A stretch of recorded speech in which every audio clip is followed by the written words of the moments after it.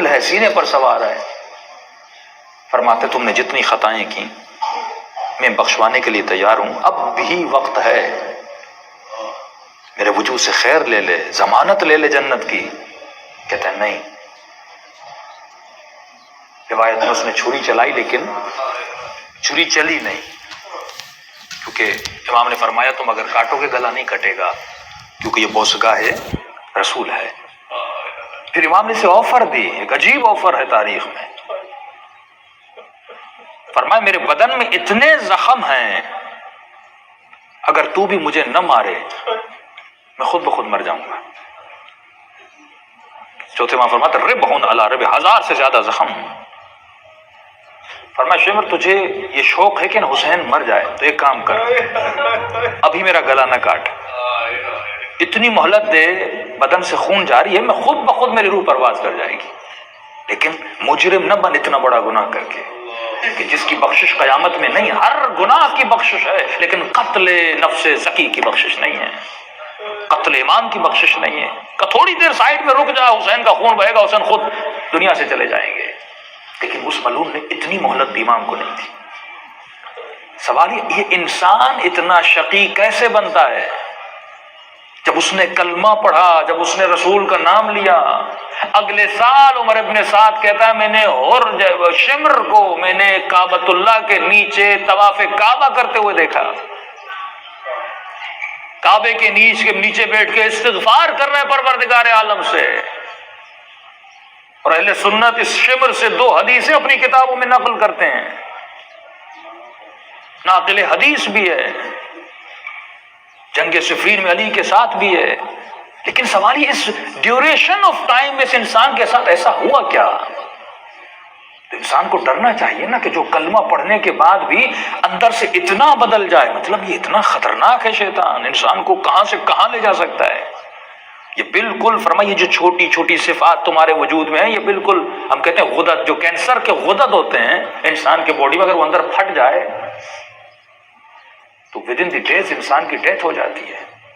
اسی طرح یہ جو ناخالصیاں تمہارے وجود میں ہیں، یہ تمہارے وجود کو تباہ و برباد کر سکتی ہیں. میرا سوال ایک جوان سے، ایک مسکراہٹ کسی نامحرم کو، ایک مسکراہٹ، سنگل اسمائل، ایک نوجوان لڑکی کسی لڑکے کے سامنے مسکرائے، کیا یہ بڑا گناہ ہے؟ یا یہ آپس میں ایک غلط تعلق قائم کریں وہ بڑا گناہ ہے؟ تو سب کہیں گے مولانا مسکرانا چھوٹا گناہ ہے، زنا ایک بڑا گناہ ہے. لیکن دین اس طرح نہیں دیکھتا یہ چھوٹا ہے یہ بڑا ہے. کتامہ کی ایک مسکراہٹ نے ابن ملجم کو قاتل بنا دیا تھا.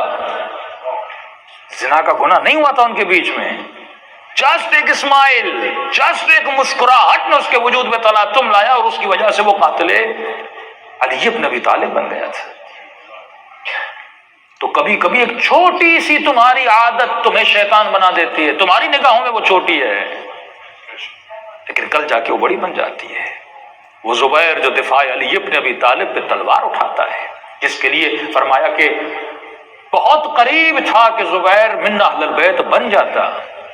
زبیر کا مقام کم نہیں ہے، پھوپھی کا بیٹا ہے امیر المومنین کی.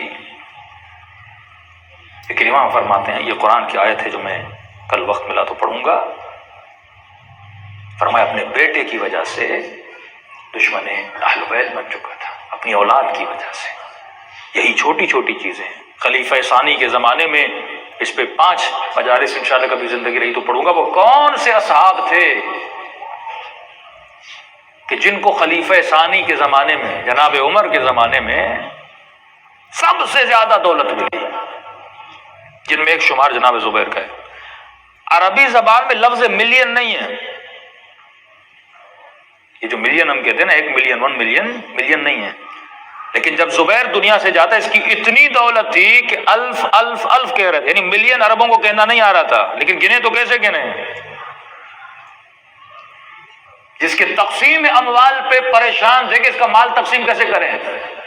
20 ملین درہم اس کی دولت میں تھا، 20 ملین. وہ لوگ جن کے پاس پہننے کے لیے کپڑے نہیں تھے، اسلام کے آنے کے بعد اتنی دولت. اور ان کے بچے دیکھیں، زبیر کا بچہ، طلحہ کا بچہ، یہ آپ سارے دیکھیں گے، سعد بن ابی وقاص کا بیٹا، یہ سارے امیروں میں سے تھے جن کو سب سے زیادہ خلیفہ ثانی کے زمانے میں نوازا گیا، پیسہ دیا گیا، دولت دی گئی، اور اس دولت نے ان کو کہاں سے، ان کے بچے، نسلیں آپ ان کی دیکھیں، ان سب کے بچے یا کربلا میں کھڑے ہیں یا قاتل اہل بیت بن چکے ہیں۔ تو قرآن میں اعلیٰ علیین کا درجہ بھی ہے، اسفل السافلین کا درجہ بھی ہے۔